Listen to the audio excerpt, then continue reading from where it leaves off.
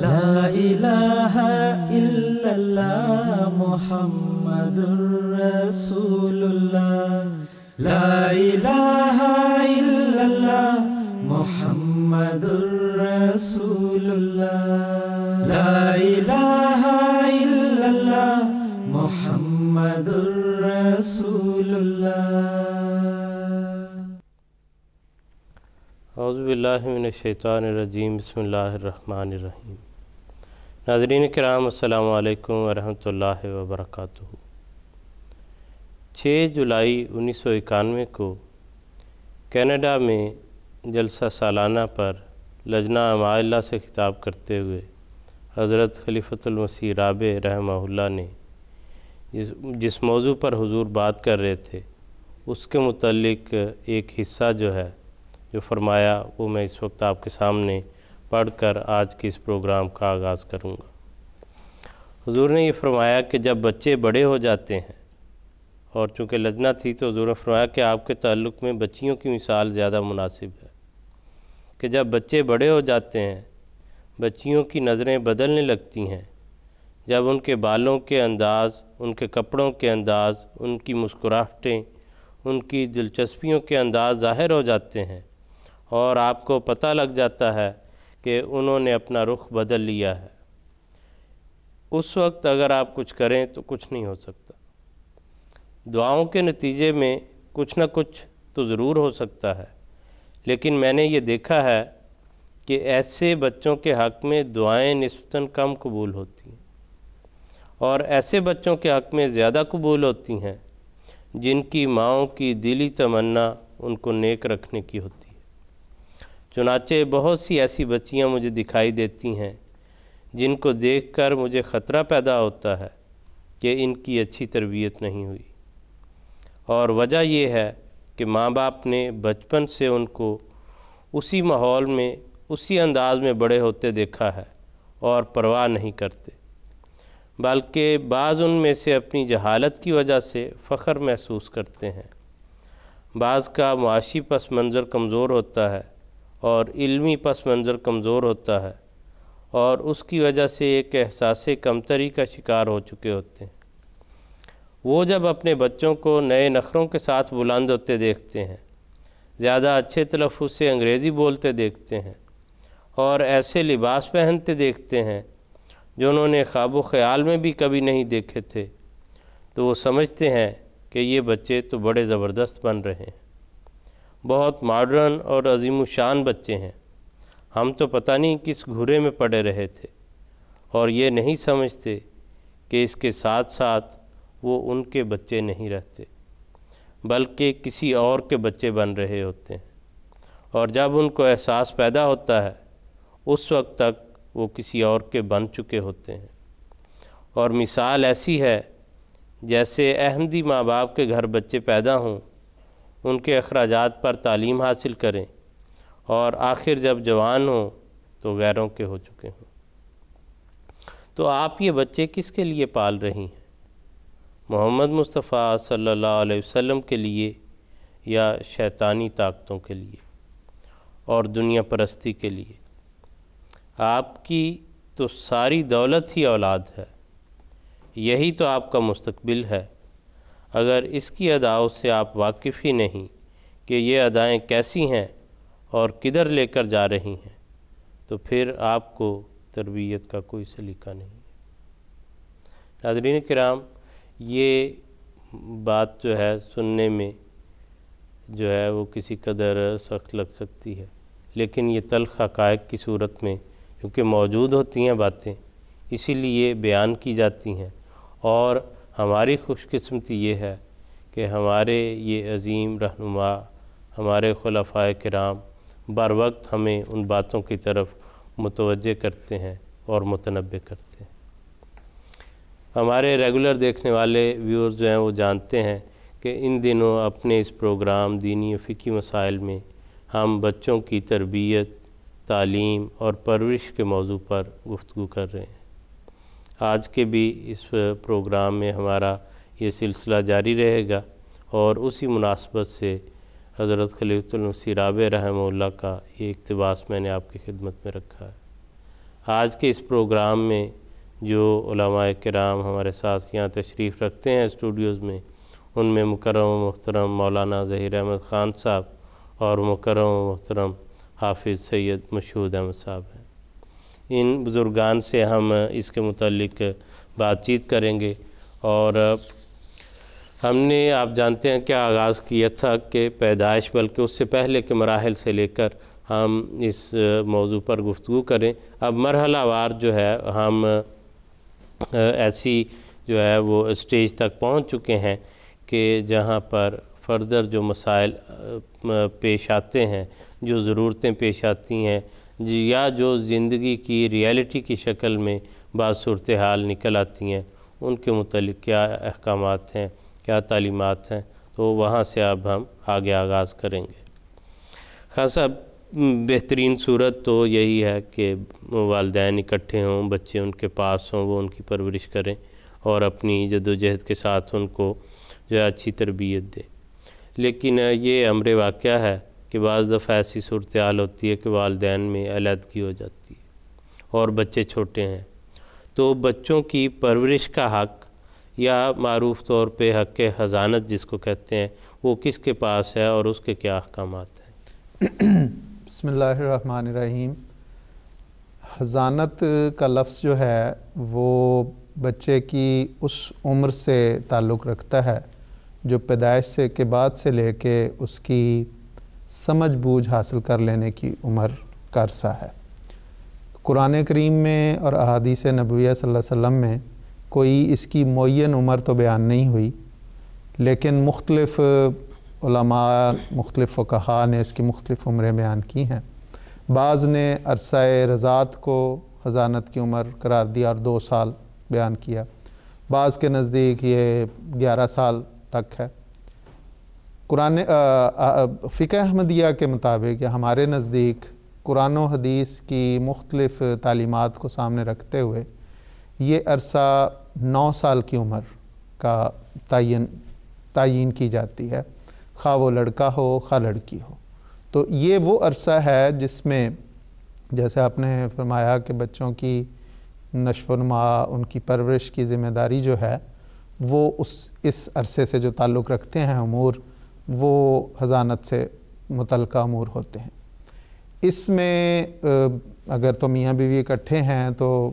ان کی دونوں کی یہ ذمہ داری ہے، والدین کی، ماں اور باپ کی، کہ بچوں کی نشو و نما، ان کی تربیت، ان کے ضروری امور، ان کے ضروری اخراجات جو ہیں ان کی وہ دیکھ بھال کریں، ان کی نشو و نما کریں، ان کی تربیت کریں۔ لیکن اگر بدقسمتی سے علیحدگی ہو جائے خلا کی صورت میں یا طلاق کی صورت یا اور کسی صورت میں، تو پھر اس میں کس کا حق بنتا ہے؟ تو احادیث میں جب ہم نظر ڈالتے ہیں تو اس عرصے میں، یعنی بچے کی پیدائش سے لے کر 9 سال کی عمر تک، چونکہ یہ بچے کی ایسی عمر ہے جس میں اس کو زیادہ تر اپنی والدہ سے تعلق رہتا ہے، جذباتی لحاظ سے بھی، اس کی ضرورتوں کے لحاظ سے بھی، اور والدہ زیادہ بہتر طور پہ اس کی پرورش کر سکتی ہے، اس کو سنبھال سکتی ہے، اس کے مختلف امور کا خیال رکھ سکتی ہے۔ اس لیے حدیث پر جب ہم نظر ڈالتے ہیں تو زیادہ تر یہ عرصہ جو ہے یہ حضور صلی اللہ علیہ وسلم نے والدہ کے ہی سپرد کیا ہے۔ چنانچہ سنن ابی داؤد میں حضرت عبداللہ بن عمر رضی اللہ تعالیٰ عنہ سے روایت ہے کہ وہ کہتے ہیں کہ ایک عورت حضور صلی اللہ علیہ وسلم کی خدمت میں حاضر ہوئی اور اس نے کہا کہ اس نے بتایا کہ میاں بیوی کی علیحدگی ہو گئی ہے، اور اس نے اپنے بچے کے متعلق کہا کہ حضور جو میرا پیٹ ہے وہ اس کے لیے برتن تھا، اس بچے کے لیے، میری چھاتیاں اس کے لیے مشکیزہ اور میری گود اس کا ٹھکانہ ہے، اب اس کا والد اس بچے کو مجھ سے چھیننا چاہتا ہے۔ تو حضور صلی اللہ علیہ وسلم نے ان دونوں کی باتیں سن کر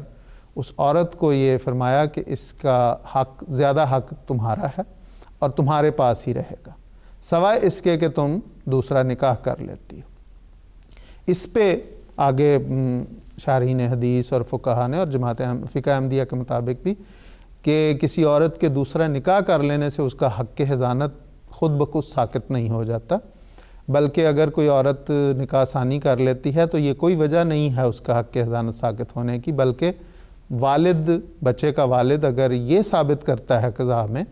یا عدالت میں کہ اس کی صحیح طرح نشو نما نہیں ہو سکتی، جو اصل غرض ہے بچے کی، تو پھر وہ ساکت ہوتا ہے، پھر وہ دوسرے کے سپرد ہو جاتا ہے۔ اسی طرح اگر خدا نخواستہ ماں کی وفات ہو جاتی ہے تو پھر اس بچے کا حق زیادہ والد، اگر والد زندہ ہے تو وہی اس کا زیادہ حقدار ہے، وہ جہاں چاہے اس کی پرورش کروا سکتا ہے یا رکھ سکتا ہے۔ اور اگر خدا نخواستہ دونوں فوت ہو جائیں تو پھر اس صورت میں جو حضانت کا عرصہ ہے، اگر بڑی بہن یا بڑا بھائی موجود ہے تو وہ زیادہ اس کا حق رکھتا ہے، اور اگر وہ بھی نہیں تو پھر رشتہ داروں میں جس طرح حضور صلی اللہ علیہ وسلم نے فرمایا کہ خالہ ماں کے برابر ہوتی ہے، اسی طرح نانی کو یہ حق دیا، تو الاقرب فالاقرب، یعنی جتنا کوئی قریبی رشتہ دار ہوگا اتنا اس کا یہ حق زیادہ ہوگا، اس کے مطابق پھر یہ حق جو ہے اس کو ملتا ہے۔ یہ وہ عرصہ ہے جس طرح میں نے عرض کی کہ 9 سال کی عمر تک جب بچہ سمجھ بوجھ اختیار کر لیتا ہے، اس کو اچھے اور برے کی پہچان ہو جاتی ہے، اور اسی لیے حضور صلی اللہ علیہ وسلم نے ایک جگہ پہ فرمایا کہ 7 سال کی عمر میں بچوں کو نماز کا حکم دو، اور پھر 3 سال تک انہیں حکم دیتے رہو، اور اگر 10 سال پہ جا کے وہ اس میں کوئی کوتاہی کریں تو پھر انہیں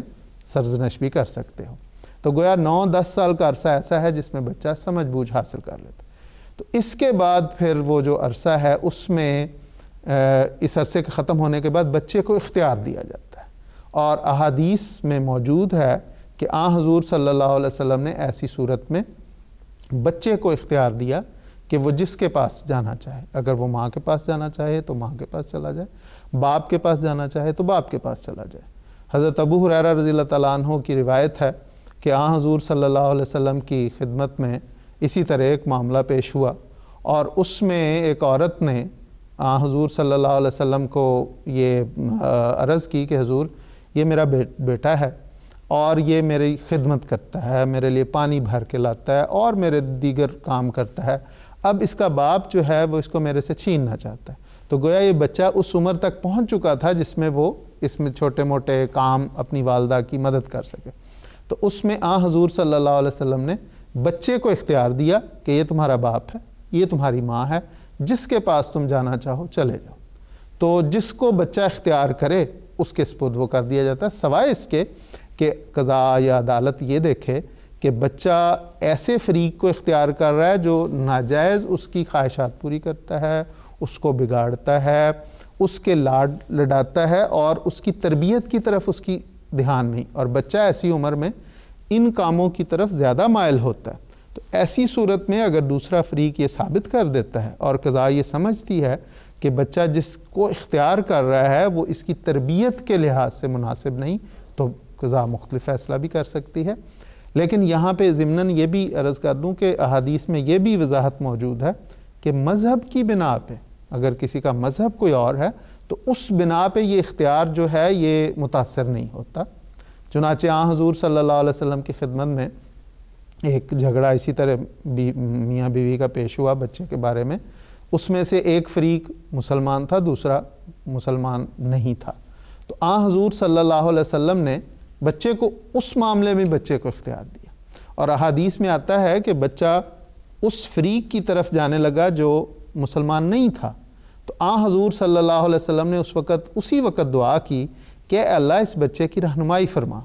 تو وہ بچہ وہاں اس طرف جاتے جاتے مڑ کے دوسری طرف چلا گیا۔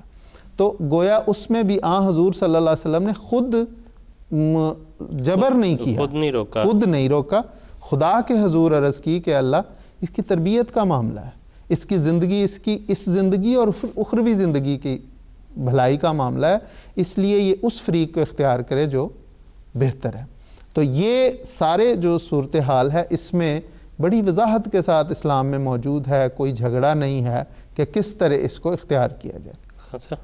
اس عرصے میں جو اس کے بچے کے اخراجات جو ہیں وہ کس کے ذمہ واجب ہوں گے؟ چونکہ بچہ جو ہے بچے کی ولایت والد کو حاصل ہے، اور قرآن کریم نے مختلف جگہوں پہ نفقے کی ذمہ داری والد پر ڈالی ہے، خامد پہ ڈالی ہے، تو ایسی اور قرآن کریم کی جو جہاں پہ دودھ پلانے کا ذکر ہے بچے کو، وہاں پہ بھی یہ فرمایا کہ بچے کی پیدائش کے فوراً بعد، بلکہ اگر دونوں میں سیپریشن ہو جاتی ہے اور بیوی جو ہے پریگننٹ ہے تو وہ عدت کا عرصہ کہلاتا ہے اس کی وضع حمل تک، اس کی بچے کی پیدائش تک، اور عدت کا خرچہ بھی چونکہ وہ پریگننٹ ہے تو عدت کا خرچہ بھی خاوند کے ذمہ ہوگا، یعنی اس بچے کے والد کے ذمہ ہوگا، جو بھی بچے کے اخراجات ہیں، اس کا نان و نفقہ ہے، اس کا کھانا پینا رہائش سارا والد کے ذمہ ہے، اور حسب استطاعت جتنی اس کی طاقت ہے اس کے مطابق وہ ادا کرے گا۔ اور یہ جو نفقے کا عرصہ ہے یا اخراجات کی ادائیگی کا عرصہ ہے، یہ پھر چلتا ہے، بچہ اگر ماں کے پاس جانا اختیار کرتا ہے، جس کو کہتے ہیں خیار تمییز کہتے ہیں، تو وہ ماں کے پاس چلا جاتا ہے تو بچے کا جو نفقے کی ذمہ داری والد پہ عائد ہوتی ہے وہ ساقط نہیں ہوتی۔ وہ پھر ایسے بچوں کا اگر وہ بچی ہے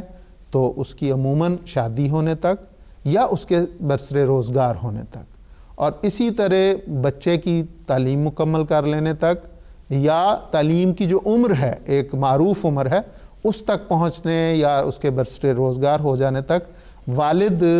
یہ ذمہ داری جو نفقے کی ذمہ داری ہے والد پر حسب استطاعت عائد ہوگی، سوائے اس کے کہ علیحدگی کی صورت میں ایسے بچے جو اپنے ماں کے پاس چلے جاتے ہیں اور وہ کہیں کہ ہم واضح طور پہ کہیں کہ ہم اپنے باپ سے کوئی تعلق نہیں رکھنا چاہتے، ہم اسے میل ملاقات نہیں رکھنا چاہتے، تو ایسے بچوں کے متعلق پھر جماعت کا فیصلہ ہے فقہ احمدیہ کے مطابق ایسے بچوں کے نان و نفقہ کی ذمہ داری بھی پھر باپ پر عائد نہیں ہوگی۔ جب وہ میل ملاقات نہیں کرتے، والد کا احترام ادب نہیں ہے، اس کا حق ادا نہیں کرتے، تو پھر ایسے بچوں کی پھر فرائض جو ہیں وہ بھی والد پہ ادا نہیں عائد نہیں ہوتے۔ جی ٹھیک ہے خان صاحب، جزاک اللہ، مہربانی آپ کی۔ اگلا سوال آپ صاحب آپ کی خدمت میں عرض کرنا ہے کہ جو چونکہ اس پروگرام میں ہم فقہی اور تربیتی سارے امور اکٹھے دیکھ رہے ہیں، بچوں کی تربیت کا ایک حصہ ان کے کھانے پینے کی عادات اور آداب کے متعلق بھی ہے، تو اس کے متعلق اور ان کی خوراک کیا ہونی چاہیے، کیا جو ہے اختیار کرنا چاہیے، اس کے متعلق کچھ بیان فرمائیں۔ جی وسیم صاحب، بات یہ ہے کہ جو کھانے وغیرہ کے یا زندگی کے دیگر جو آداب ہیں، یہ بچے کو اگر بچپن سے نہ سکھائے جائیں تو پھر وہ جو عادات ہوتی ہیں بے ادبی والی، وہ پھر پختہ ہو جاتی ہیں اور پھر بعد میں جا کے وہ مسائل پیدا کرتی ہیں۔ اسی لیے حضور صلی اللہ علیہ وآلہ وسلم نے ایک حدیث میں بیان فرمایا، ما نحل والد ولدہ من نحل افضل من ادب حسن، کہ بہترین کوئی بہتر چیز اگر کوئی والد اپنے بیٹے کو یا ماں اپنے بیٹے کو دے سکتی ہے تو وہ بہترین آداب ہیں جو اس کو سکھا سکتی ہے، کیونکہ یہ زندگی بھر پھر اس کے ساتھ چلنے ہوتے ہیں اور اس کے بعد اس کی اگلی جو زندگی ہوتی ہے اس پر اس کا دار و مدار ہوتا ہے۔ اور کھانے پینے کا چونکہ معاملہ ایسا ہے جو روزمرہ کے معمولات کے ساتھ تعلق رکھتا ہے، اس بارے میں حضور صلی اللہ علیہ وآلہ وسلم کی بے شمار حدیث ہمارے سامنے ہیں، جس کے مطالعے سے ہمیں پتہ چلتا ہے کہ حضور صلی اللہ علیہ وآلہ وسلم نے چھوٹی سے چھوٹی چیز پر بھی بڑی ہی توجہ کے ساتھ جو ہے وہ اپنے صحابہ کی اور اپنے جو گھر کے بچے تھے ان کی توجہ مبذول کروائی ہے۔ مثلا ایک موقع پر حضرت عمر بن ابی سلمہ جو ابھی بچے ہی تھے، وہ بیان کرتے ہیں اپنے بچپن کا ایک واقعہ کہ میں حضور صلی اللہ علیہ وآلہ وسلم کے پاس تھا اور کھانا کھا رہا تھا، اور مجھے کھانا کھاتے ہوئے یہ عادت تھی کہ میں کھانے کو سامنے سے نہیں کھایا کرتا تھا، بلکہ پلیٹ میں کبھی کہیں سے کچھ لے لیا کرتا تھا، کبھی کہیں سے کچھ لے لیا کرتا تھا۔ تو حضور صلی اللہ علیہ وآلہ وسلم نے اس موقع پر 3 باتیں مجھے کہیں، اور یہ باتیں وہ ہیں جو بہت ہی بنیادی حیثیت کی حامل ہیں۔ حضور صلی اللہ علیہ وآلہ وسلم نے فرمایا سم اللہ، کہ اللہ تعالیٰ کا نام لو، بسم اللہ وعلی برکت اللہ کی دعا جو ہے وہ پڑھ لو،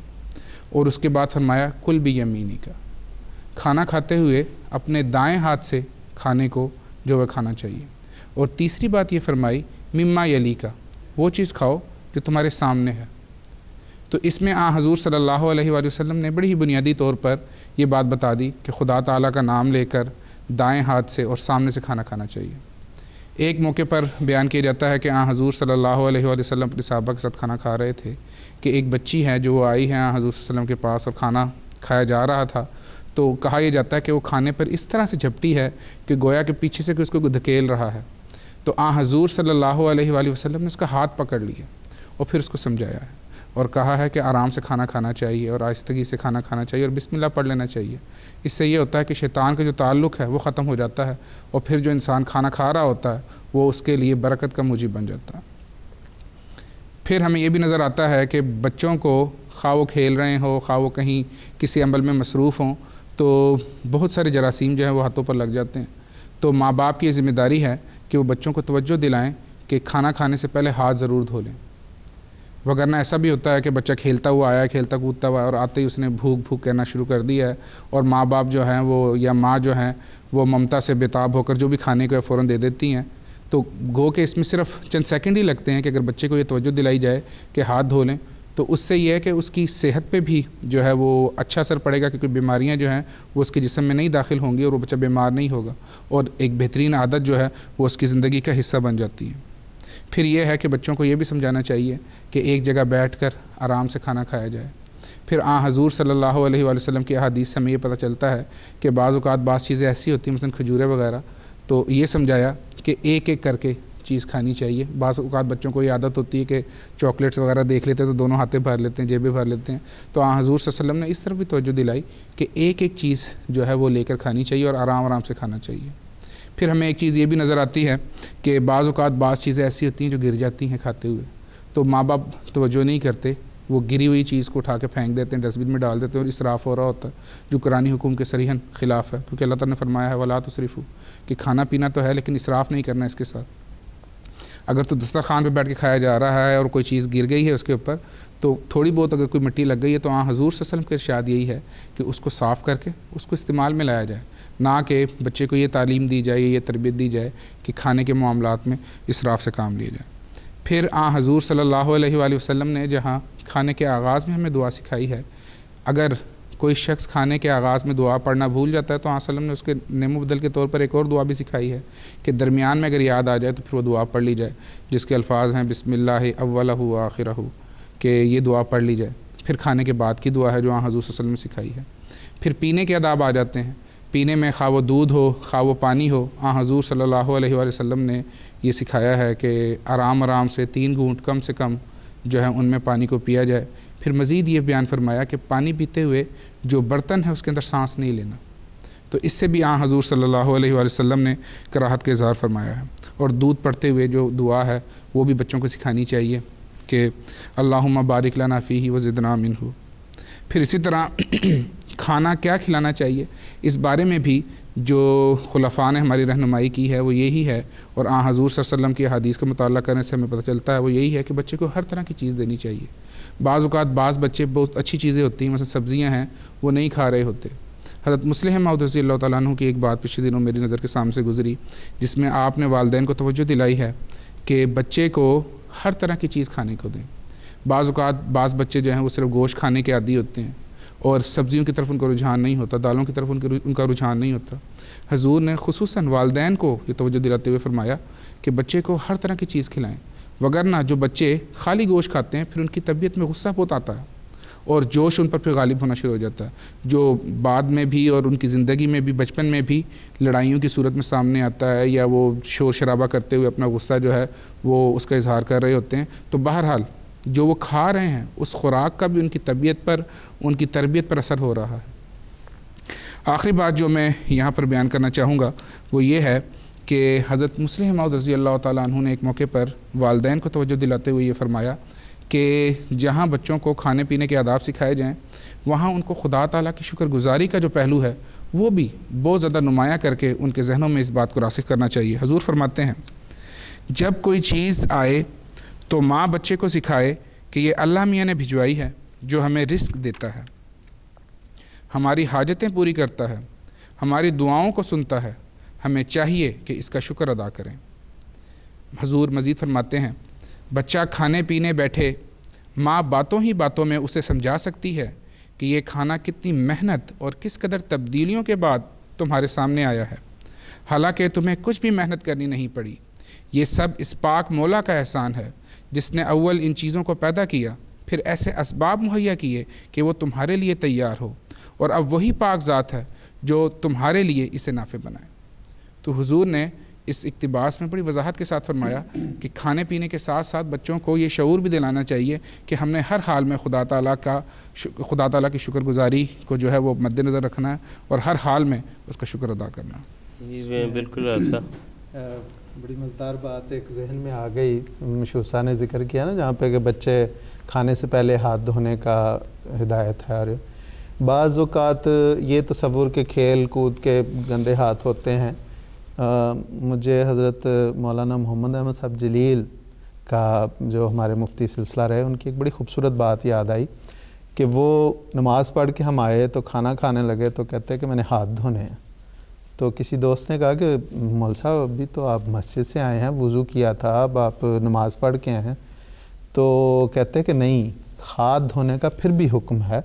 اور خاص طور پہ یہ کہ جب ہم سجدہ وغیرہ کرتے ہیں تو وہاں پہ صفوں پہ، یا اگر آج کل کے زمانے میں کارپٹ ہے یا وہاں پہ دریاں ہوتی تھی تو ان میں بھی جراثیم ہوتے ہیں۔ جب ہم سجدہ کرتے ہیں تو ہمارے ہاتھ لگتے ہیں، رگڑے جاتے ہیں، تو ان پہ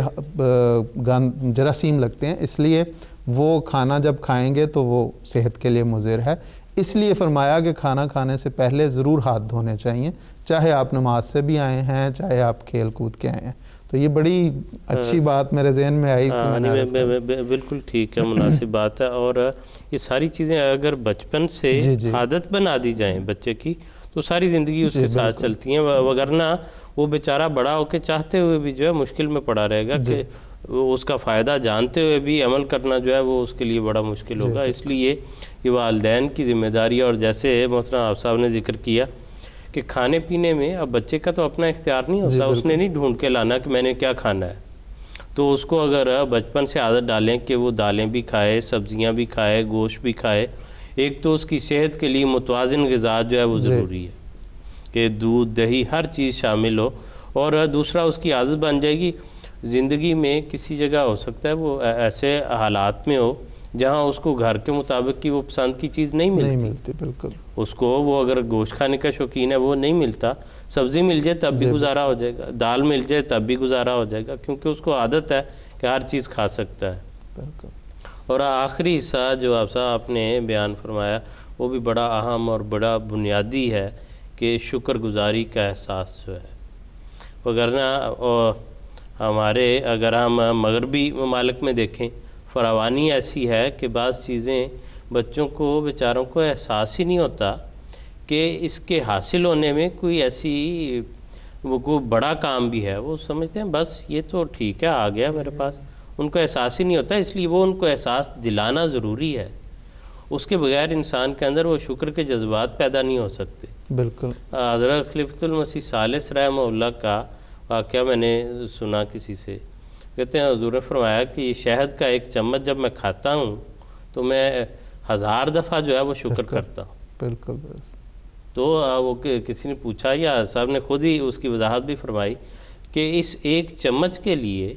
اس مکھی نے 1000 دفعہ کا سفر کیا ہے اس شہد کے ایک چمچ کو پیدا کرنے کے لیے، اور پھر وہ بن کے میرے تک آیا، اللہ تعالیٰ کی وہ نعمت۔ تو اگر اس احساس سے انسان کھا رہا ہو تو اس کا وہ کھانا پینا بھی نیکی ہے، اس سے اللہ تعالیٰ کی معرفت میں ترقی ہے ہر قدم پر۔ بلکہ فرمایا کہ 10 سے 12 مکھیوں نے اپنی جان دی ہے، ساری زندگی اس کے اوپر لٹائی ہے۔ جی بالکل۔ وہ جو ایک چمچ جو ہے شہد کا آیا ہے، 10 سے 12 مکھیاں جو ہیں اپنی ساری زندگی اس شہد کو جمع کرنے میں گزار چکی ہیں۔ حضرت مظہر جانے جانا رحم اللہ کا جو صوفی گزرے ہیں، بڑا خوبصورت آپ سنا دیں، بڑا مزدار وہ لڈو کا۔ نہیں آپ بیان کریں، آپ نے شروع کیا، آپ سنائیں۔ وہ کہتے ہیں کہ بیٹھے ہوئے تھے اپنے شاگردوں کے ساتھ تو لڈو آئے، تو انہوں نے کسی شاگرد کو کہا کہ لے لو تم لوگ،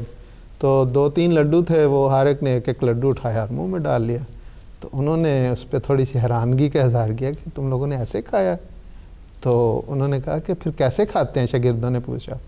انہوں نے کہا اچھا اگلی دفعہ آئے گا تو پھر بتاؤں گا کہ کیسے کھاتے ہیں۔ تو کہتے ہیں کہ کچھ دنوں بعد پھر لڈو آ گئے، تو شاگردوں کو یاد تھا، تو انہوں نے عرض کی کہ آپ نے کہا تھا کہ بتاؤں گا، تو آپ بتائیں کہ کیسے کھائے جاتے ہیں۔ کہتے ہیں کہ انہوں نے چھوٹا سا دسترخوان لیا، اس پہ ایک لڈو کو باقاعدہ تھوڑا سا